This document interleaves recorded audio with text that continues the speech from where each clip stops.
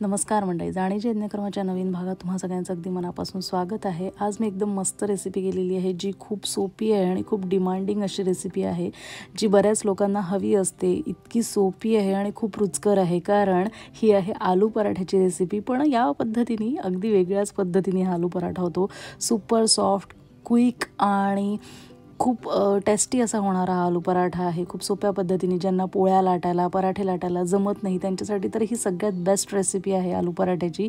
कारण आलू पराठा सगळ्यांना आवडतोच, पण तो जर लाटता येत नसेल तर काय करायचं, तर ह्या पद्धतीने करायचा आलू पराठा जो हा प्रवासातही खूप वेळपर्यंत मऊ राहतो, डब्यातही मऊ राहतो आणि खूप सोप्या पद्धतीने करता येतो। तर याच्यासाठी सगळ्यात पहिल्यांदा काय करायचं आहे, तर आलू पराठा म्हणजे बटाटा लागणार आहे आपल्याला।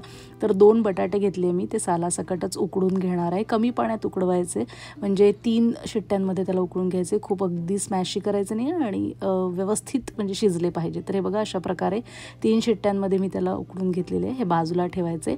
2 घेतले होते। त्याच्यानंतर कणिक घेतलेली आहे साधारण 1 कप आणि त्याच्यावरती थोडंसं 1/4 कप, थोडेसे 2 मिरच्या आणि 4 लसणाच्या पाकळ्या कुटून घेतल्या, कोथिंबीर लागणार आहे आणि काही मसाले ज्याच्यात हळद, तिखट, मीठ, धणे जिरे पूड, हिंग, आमचूर पावडर आणि गोडा मसाला आणि पाणी लागणार आहे। बस एवढंच लागणार आहे जे आपल्याला नेहमी आलू पराठ्यासाठी लागतं। खूप सोप्या पद्धतीने हे करायचं आहे। तर आपल्याला ह्याला ना अगदी आपण जसं पीठ भिजवतो आलू पराठ्यासाठी तसं न करता जरा आपण वेगळ्या पद्धतीने करूया, कारण हा खूप सोपा पराठा आहे। त्याच्यासाठी आपण हे उकडलेले जे बटाटे आहे ना त्याला स्मॅश करून घ्यायचं आहे। फक्त एवढं लक्षात ठेवायचं आहे, बटाटे उकडताना खूप पाणी त्याच्यात राहायला नको आहे, पाण्याचा अंश कमी असायला हवा आहे। तर तुम्ही भांड्यात पण हे उकडून घेऊ शकता, कारण खूप तसं गिजगिजीत व्हायला नको आहे। त्याच्यानंतर आपण हे स्मॅश करून घेतले की याच्यामध्ये कणिक ॲड करूया आणि कणिक तुम्ही माणसांप्रमाणे ॲड करू शकता। एवढ्या साध्या प्रमाणात 10-12 पराठे आरामात होतात आणि मस्त होतात ते। तुम्ही प्रवासासाठी घेऊन जाणार असाल तर उत्तम रेसिपी आहे। याच्यामध्ये कोथिंबीर ॲड करायची, तुम्ही यावेळेला तीळ पण याच्यात घालू शकता। त्याच्यानंतर 2 मिरच्या आणि लसूण हे मी कुटून घेतलेलं आहे, तुम्ही तुकडे करून पण याच्यात घालू शकता, आलं पण घालू शकता। 1-1.5 चमचा मी मीठ घातलंय, चवीप्रमाणे तुम्ही ते कमी जास्त करा। हळद, तिखट, मीठ आणि आपला आमचूर पावडर, गोडा मसाला आणि धणे जिरे पूड असं घातलंय। तुम्ही याच्यामध्ये गरम मसाला वगैरे पण ॲड करू शकता, जसं तुम्हाला चवी आवडतात त्या प्रमाणात तुम्ही मसाले कमी जास्त करू शकता, काहीच हरकत नाही आहे। त्याच्यानंतर याच्यातनं पाणी मात्र आता आपल्याला भरपूर घालायचं आहे, कारण हा लिक्विडी आलू पराठा आहे, लिक्विड डो बनवायचा आपल्याला। तर तुम्ही असं हाताने पण न करता आपल्या व्हिस्करनी पण करू शकता याला।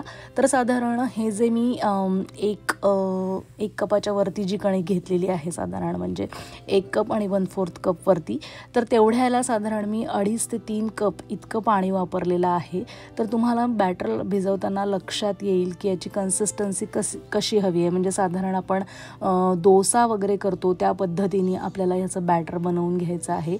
हे बॅटर बनवताना पाणी जास्त वापरायचं, म्हणजे मग ते व्यवस्थित पराठे होतात, काहीही घाबरायचं कारण नाही।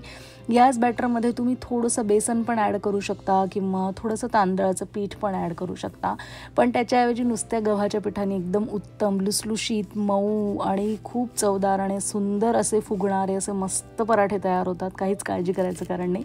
यावेळेला ना मी थोडंसं तिखट आणि थोडीशी हळद परत वाढवलेली आहे। तुम्ही पण चव घेऊन बॅटरची कन्सिस्टन्सी ॲडजस्ट करताना चव घेऊन त्याच्यात थोडे मसाले कमी जास्त करू शकता यावेळेला। तर हे बघा या पद्धतीने आपल्याला हे अगदी पातळसं असं मिश्रण तयार करायचं आहे। याच्यामध्ये तुम्ही बटाटा हवं तर स्मॅश न करता किसून पण घेऊ शकता, म्हणजे अजिबातच गुठळ्या वगैरे राहणार नाही आणि एकदम मस्त एकजीव होऊन जाईल हे, आणि थोडंसं राहिलं तरी काही काळजी करण्याचं काम नाही। तर हे मी अगदी 10 मिनटं ना थोडं झाकून ठेवणार आहे, म्हणजे सगळं व्यवस्थित मुरायला हवं याच्यासाठी। जसं आपण पीठ भिजवून ठेवतो थोड्या वेळासाठी मुरण्यासाठी, तसंच थोडंसं 5-10 मिनटं पण नाही ठेवलं तरीही चालू शकतं, काही हरकत नाही। तुम्हाला हे बघा मी चमच्यानी करून दाखवलं, बॅटरची कन्सिस्टन्सी लक्षात येईल। आपण डोसा जसा टाकतो साधारण तसंच हे नॉनस्टिकच्या पॅनवर टाकायचं आहे। तेल लावलं तरी चालेल, तेल न लावता तसाही पराठा टाकला तरीही चालणार आहे, काहीच हरकत नाही। फक्त याच्यात एवढं लक्षात ठेवायचं की एका बाजूनी छान शिजून गेलं की मगच आपल्याला तेल किंवा तूप याला लावायचं आहे।